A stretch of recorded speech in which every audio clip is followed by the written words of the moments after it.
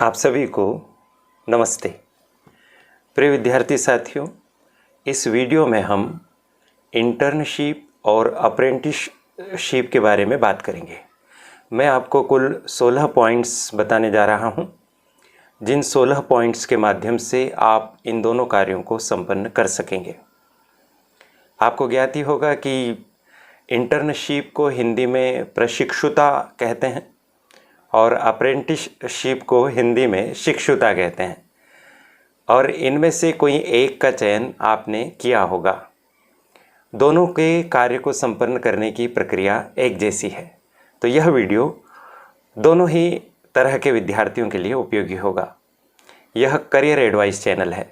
आप इस चैनल को सब्सक्राइब कर दीजिए, बेल आइकॉन भी पुश कर दीजिए, ताकि आपके करियर से संबंधित और पढ़ाई से संबंधित निरंतर वीडियोस आपको प्राप्त होते रहें और आपके उज्ज्वल भविष्य का निर्माण हो सके।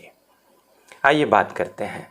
इंटर्नशिप और अप्रेंटिसशिप में कुल 16 पॉइंट्स के माध्यम से आप समझ लीजिए। सबसे पहला पॉइंट है कि प्रशिक्षुता यानी इंटर्नशिप या शिक्षुता यानी अप्रेंटिसशिप के कार्य का शीर्षक। कार्य के शीर्षक से क्या तात्पर्य हुआ कि आप ये दोनों में से जो भी कार्य आपने चुना है, ये आप या तो किसी संस्था के साथ, किसी फर्म के साथ, किसी व्यावसायिक संगठन के साथ या किसी व्यक्ति के साथ रहकर इस कार्य को आप करेंगे। संस्था से तात्पर्य कोई सी भी हो सकती है, सरकारी संस्था या निजी संस्था। फर्म का मतलब होता है साझेदारी फर्म। जो कॉमर्स के विद्यार्थी हैं वो भली भांति जानते हैं कि साझेदारी के अंतर्गत जब व्यापार किया जाता है तो फर्म का निर्माण होता है, जिसमें कम से कम 2 और अधिकतम यदि बैंकिंग व्यवसाय है तो 10 और अन्य व्यवसाय हैं तो 20 साझेदार हो सकते हैं। तो कोई फर्म आपके क्षेत्र में हो तो आप उनके साथ रहकर इंटर्नशिप आदि कर सकते हैं, या फिर किसी भी प्रकार का कोई व्यावसायिक संगठन हो, जैसे उदाहरण के तौर पर सहकारी समिति हो सकती है या कंपनी हो सकती है, संयुक्त हिंदू परिवार हो सकता है, एकाकी व्यापार भी हो सकता है, वह भी एक तरह का व्यावसायिक संगठन ही होता है, या फिर किसी विशेषज्ञ या जानकार व्यक्ति के साथ रहकर भी आप काम कर सकते हैं। तो अपने मन से यह बात निकाल दीजिए कि हमारे क्षेत्र में कोई ऐसी संस्था नहीं है जहां से हम इंटर्नशिप कर सकते हैं। तो आपके सामने बहुत सारे विकल्प हैं, इनके साथ मिलकर आप काम करेंगे। और जो पहला पॉइंट मैंने आपको बताया है कि कार्य का शीर्षक क्या होगा, तो आप जिस भी संस्था या व्यक्ति के साथ मिलकर काम कर रहे हैं उससे संबंधित शीर्षक आपका बनेगा। जैसे उदाहरण के तौर पर यदि आप वकीलों की या एडवोकेट्स की किसी फर्म के साथ मिलकर काम कर रहे हैं तो आपके इंटर्नशिप का शीर्षक वकालत से संबंधित बन सकता है। यदि आप किसी बैंक के साथ काम कर रहे हैं तो बैंकिंग व्यवसाय आपका शीर्षक हो सकता है, या आप किसी मान लीजिए कि ऐसी संस्था के साथ कार्य कर रहे हैं जो सरकारी क्षेत्र से जुड़ी हुई है, तो जिस क्षेत्र से वह संस्था जुड़ी है वही आपके कार्य का शीर्षक होगा। तो सबसे पहले आपको अपने कार्य का शीर्षक तय करना होगा। आप ऐसे कार्य का शीर्षक तय कर सकते हैं कि बैंकिंग प्रणाली का संचालन और उसमें रोजगार के अवसर, ऐसा भी कोई शीर्षक आप बना सकते हैं। तो ये पहला पॉइंट हो गया जो आपको सबसे शुरू में करना है। आप तय कर लीजिए कि किनके साथ आप इंटर्नशिप कर रहे हैं और उसी क्षेत्र से संबंधित अपने कार्य का शीर्षक बना लीजिए। दूसरा बिंदु होता है विद्यार्थियों का मौलिकता का घोषणा पत्र। विद्यार्थी साथियों, जब आप पूरी इंटर्नशिप तैयार कर लेते हैं, आप पूरा कंप्लीट काम कर लेंगे और 2000 शब्दों में जो आप अपनी रिपोर्ट बनाएंगे, तो उस रिपोर्ट में आपको एक घोषणा पत्र लगाना होगा, जिसको हम मौलिकता का घोषणा पत्र कहते हैं। इसका तात्पर्य क्या होता है? इसका अर्थ यह होता है कि आपने जो पूरा कार्य किया है इंटर्नशिप में, वो आपका अपना मौलिक कार्य है।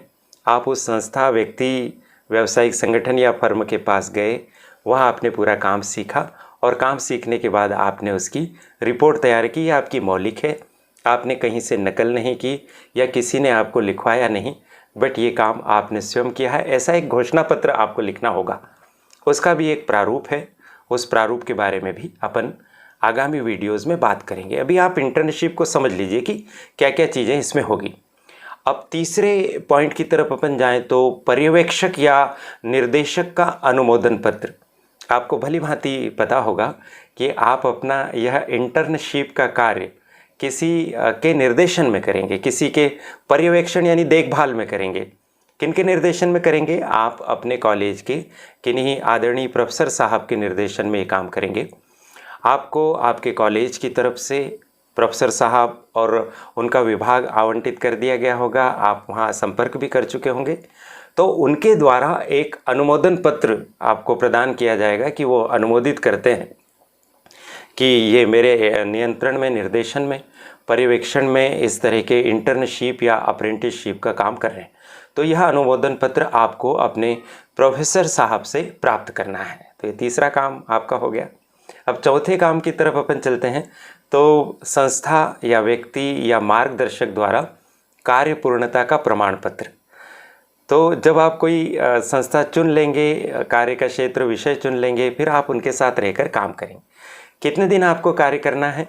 तो उच्च शिक्षा विभाग मध्य प्रदेश शासन का ऐसा कहना है कि यदि आप फुल टाइम काम कर रहे हैं तो 7 दिन की आपकी इंटर्नशिप है, और अगर आप पार्ट टाइम कर रहे हैं, आधे दिन कॉलेज अटेंड कर रहे हैं, तो 15 दिन आपको उस संस्था के साथ रहकर काम करना है।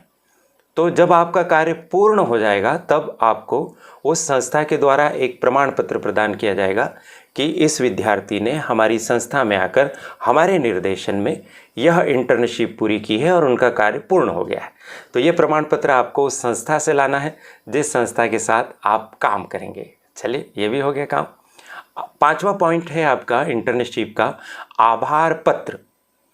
आभार पत्र का तात्पर्य हुआ कि आपको आपकी इंटर्नशिप को करने में जिन जिन व्यक्तियों से सहायता मिली है उनके प्रति आप थैंक यू देंगे, धन्यवाद देंगे, कृतज्ञता ज्ञापित करेंगे।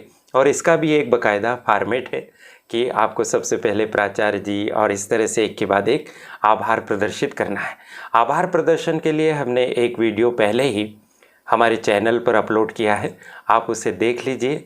तो आपको एक काल्पनिक उदाहरण के माध्यम से बताया गया है कि आभार कैसे प्रदर्शित करेंगे। ये काम आपको करना है, ये आप अपनी इंटर्नशिप की रिपोर्ट में लिखेंगे। वचन पत्र या ऑफर लेटर की अपन बात कर रहे हैं। तो वचन पत्र या ऑफर लेटर एक इस तरह की व्यवस्था हो सकती है कि आप जब संस्था के पास जाएंगे तो अपने प्राचार्य जी का एक पत्र लेकर जाएंगे कि भाई हमारे इस विद्यार्थी को आपके साथ इंटर्नशिप करने का अवसर दीजिए, और वहाँ से वो आपको ऑफ़र पत्र दे देते हैं कि ठीक है, आप हमारे साथ कार्य कीजिए। तो आप वह ऑफ़र पत्र यहाँ पर लगा देंगे। ऑफ़र पत्र का या ऑफ़र लेटर का एक मतलब ये भी होता है कि जब कोई नियोक्ता आपको अपने यहाँ काम देता है, रोजगार देता है, तब भी वो आपको ऑफ़र लेटर प्रदान करता है।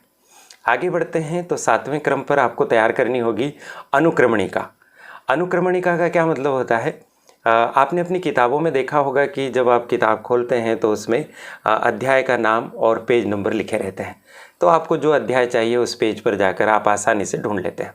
यदि अनुक्रमणिका ना हो तो आपको अपना इच्छित चैप्टर ढूंढने के लिए पूरी किताब को पलटना होगा। इसी तरह से आपकी इंटर्नशिप की रिपोर्ट की आपको एक अनुक्रमणिका बनानी होगी, और उस अनुक्रमणिका में आपको जो आपकी इंटर्नशिप की रिपोर्ट होगी उसके पॉइंट्स जो शासन के द्वारा बताए गए हैं वो लिखने हैं, और उसके सामने पेज नंबर लिखना है कि मेरी इस 2000 शब्दों की रिपोर्ट में कहाँ पर अमुक विषय कितने पेज पर प्राप्त होगा। इसको अनुक्रमणिका कहते हैं। ये बहुत आसानी से बन जाएगी जब आप इंटर्नशिप कंप्लीट कर लेंगे और रिपोर्ट तैयार कर लेंगे, तो उसके आधार पर आसानी से आप अपनी अनुक्रमणिका बना लेंगे। फिर उसके उपरांत प्रशिक्षुता यानी इंटर्नशिप या अप्रेंटिसशिप का कार्य का क्षेत्र।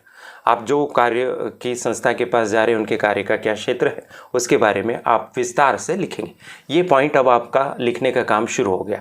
यानी जिस भी संस्था, व्यक्ति या व्यावसायिक संगठन के पास आप जा रहे हैं तो वहाँ से आप समझ लीजिए कि उनका कार्य क्या है, किस तरह से होता है, कितने लोग काम करते हैं, किस चीज़ का प्रोडक्शन हो रहा है, उस प्रोडक्शन की डिमांड कहाँ कहाँ पर है, कैसे उसकी मार्केटिंग होती है और कैसे बिक्री आदि की व्यवस्था होती है, फाइनेंसिंग की क्या व्यवस्था होती है, ये सब आप उसके बारे में लिख लीजिए। फिर उसके बाद संस्था या व्यक्ति का विवरण। जिस भी संस्था या व्यक्ति के साथ आप इंटर्नशिप कर रहे हैं उसका विवरण आप दे देंगे कि यह संस्था अमुक स्थान पर स्थित है, इसका मुख्यालय यहाँ पर स्थित है, इसके कार्य के अंतर्गत ये चीज़ आती है। संक्षिप्त विवरण आप यहाँ पर दे दीजिए। फिर उसके बाद किए गए कार्य का विवरण तथा उपयोगिता आपको लिखनी है कि आपने जो कार्य किया है उसका क्या विवरण है, क्या क्या आपने कार्य किया इस इंटर्नशिप के दौरान, और उस इंटर्नशिप के कार्य करने से आपको क्या लाभ मिलता है, उसकी क्या उपयोगिता या महत्व है, ये इसके अंदर लिख देना है। इसके बाद बहुत महत्वपूर्ण और थोड़ा सा कठिन लगने वाला पॉइंट होता है कि उद्देश्य, प्रविधि, तकनीकी विवरण और कार्यप्रणाली, 4 चीज़ें इस पॉइंट में आ रही है। उद्देश्य का मतलब है कि आप यह इंटर्नशिप किन उद्देश्यों से कर रहे हैं। यदि आप चाहेंगे तो एक एक पॉइंट पर अलग अलग वीडियो बनाकर भी आपको मार्गदर्शन दिया जा सकेगा। फिलहाल आप एक झलक इसकी समझ लीजिए कि किस तरह से ये इंटर्नशिप बनती है। तो इस इंटर्नशिप का उद्देश्य क्या है। प्रविधि का मतलब होता है कि किस मेथड से, किस मेथडोलॉजी से आप इस इंटर्नशिप को पूरा करेंगे। यानी आप उस स्थान पर जाकर अवलोकन करेंगे, अध्ययन करेंगे, वहाँ के डॉक्यूमेंट्स देखेंगे, सर्वेक्षण करेंगे। इस तरह से जो भी आप प्रविधि अपनाएंगे वो लिखेंगे। तकनीकी विवरण, जो भी उससे संबंधित टेक्निकल बातें हैं उसका आप उल्लेख करेंगे, जैसे आधुनिक तकनीकी, डिजिटल तकनीकी वगैरह जो भी उसमें इन्वॉल्व हो और जिस जिस चीज़ का आपने उपयोग किया है उसका विवरण आप उसमें दे देंगे। कार्यप्रणाली, यानी इस इंटर्नशिप को करने के लिए आपकी कार्यप्रणाली क्या रहेगी उसका उल्लेख करेंगे। अगला पॉइंट है 12वां पॉइंट, लक्षित प्रतिफल। इसका मतलब ये है कि इस कार्य को करने से आपको क्या लाभ मिलने वाला है या क्या परिणाम इसका आने वाला है, क्या आउटकम इसका होगा, उसके बारे में आपको लिखना है।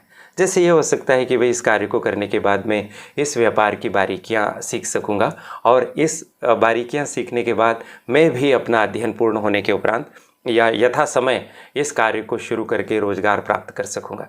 साथियों, ध्यान रखिए कि इसका मुख्य उद्देश्य भी यही है कि आप अपने व्यक्तिगत जीवन में इतने सक्षम बने कि जिस भी संस्था आदि का अध्ययन कर रहे हैं उस तरह की कोई संस्था आप भी स्थापित कर सकें और आपकी रोजगार की समस्या का समाधान हो सके। तो लक्षित प्रतिफल में ये लिख देंगे। अगला लिखेंगे प्राप्त प्रतिफल या दक्षताएं। आपने उद्देश्य तो तय कर लिया कि मेरे को ये उद्देश्य मिलेगा इस कार्य को करने के लिए। जब पूरी इंटर्नशिप कंप्लीट हो गई तो क्या वास्तव में आपको वही लक्ष्य प्राप्त हुए जो आपने सोचे थे, या सोचे हुए लक्ष्य अलग हैं और आपको प्राप्त लक्ष्य अलग हैं। तो दोनों में यदि अंतर है तो अगला पॉइंट यही हो जाएगा कि मुझे इस इंटर्नशिप को करने से क्या क्या रिजल्ट प्राप्त हुए हैं, क्या क्या मेरी दक्षता बढ़ी है। दक्षता का मतलब होता है कुशलता, निपुणता। अभी हम एक सामान्य विद्यार्थी के तौर पर हमको केवल किताबी ज्ञान है, लेकिन जब हम किसी विशेषज्ञ के साथ रहेंगे, किसी व्यापारिक संस्था के साथ रहेंगे तो बहुत स्वाभाविक है कि उसकी कार्यप्रणाली को देखेंगे, व्यावहारिक अनुभव प्राप्त होगा तो हमारी दक्षता निसंदेह बढ़ेगी। बातचीत करने का हमारा कौशल बढ़ेगा, ग्राहकों से कैसे डील किया जाता है, व्यापार चलाते हुए या संस्था को चलाते हुए किस किस तरह की समस्याएं आती हैं और उन समस्याओं का कैसे समाधान किया जाता है, ये सब चीज़ें हम सीखेंगे। तो 13वें पॉइंट में ये लिखेंगे। 14वां पॉइंट भी इससे मिलता जुलता है कि ज्ञान एवं कौशल में अभिवृद्धि। इस संपूर्ण कार्य को करने से हमारे ज्ञान और कुशलता में क्या वृद्धि हुई, 13वें पॉइंट की तरह मिलता हुआ है। 15 है अनुप्रयोग। अनुप्रयोग का मतलब होता है कि क्या इस इंटर्नशिप को करके हमने इसकी रिपोर्ट बनाकर इसको कागजों में ही दफन कर दिया है या हम इसको हमारे जीवन में प्रैक्टिकली अप्लाई भी करेंगे, क्या इसको हम लागू भी करेंगे। उसकी रूपरेखा और उसकी योजना के बारे में हमको 15वें बिंदु में लिखना है। 16वां बिंदु है जिसमें 2 चीज़ें हैं, निष्कर्ष और भविष्य की योजना। इस संपूर्ण इंटर्नशिप को करने से क्या क्या मेन सारांश है, मुख्य सारांश है, वो निष्कर्ष के तौर पर लिख देंगे। और आपकी भविष्य की योजनाएं क्या है, क्या आप उस कार्य को करना चाहते हैं या कोई उससे भी बड़ा कार्य करना चाहते हैं या अपनी पढ़ाई करके कोई और योजना पर कार्य करना चाहते हैं। तो जो भी आपके फ्यूचर प्लानिंग्स हैं वो आप इसमें लिखेंगे। इस तरह से 16 पॉइंट्स के माध्यम से आपके इंटर्नशिप का ये कार्य संपन्न होगा। आप देख पा रहे हैं कि ये 16 पॉइंट्स मध्य प्रदेश शासन उच्च शिक्षा विभाग के हैं और आपको स्क्रीन पर ये दिखाई भी दे रहे हैं। तो इस तरह से आप बिंदुवार इंटर्नशिप और अप्रेंटिसशिप को आप करिए। आप में से अनेक विद्यार्थियों ने इसको करना प्रारंभ कर दिया होगा, तो ये आप देख लीजिए कि आपका कार्य इसी तरह से हो रहा है। ध्यान इसलिए देना ज़रूरी है कि ये फॉर्मेलिटी नहीं है, बल्कि आपके जीवन से संबंधित है, आपके जीवन को संवारने से संबंधित है। और साथ ही साथ इसकी 2 रिपोर्ट, इसकी जो परीक्षा होगी वो आंतरिक परीक्षा और बाह्य परीक्षा दोनों होगी। आंतरिक परीक्षा आपकी वही लेंगे जो निर्देशक हैं, प्रोफेसर साहब, और बाह्य परीक्षा लेने के लिए आपके पास दूसरे कॉलेज के प्रोफेसर साहब आएंगे। तो वो आपकी इस इंटर्नशिप की पूरी फाइल को देखेंगे और इस पर आधारित प्रश्न पूछेंगे। अतः इस कार्य को आप बहुत गंभीरता से कीजिए, क्योंकि 100 अंकों की यह परीक्षा है और आपका उत्तीर्ण होना या अनुत्तीर्ण होना इस पर निर्भर करेगा। आशा है आपको यह वीडियो उपयोगी लगेगा। आप इस संबंध में कौन सी और बातें जानना चाहते हैं, कृपया आप कमेंट बॉक्स में ज़रूर लिखिएगा। मुझे अपनी बात साझा करने का, आपसे संवाद करने का अवसर मिला, इसके लिए करियर एडवाइस चैनल की संचालिका प्रीति गुलवानिया जी का बहुत बहुत आभार। आप सभी को शुभकामनाएं और प्रणाम।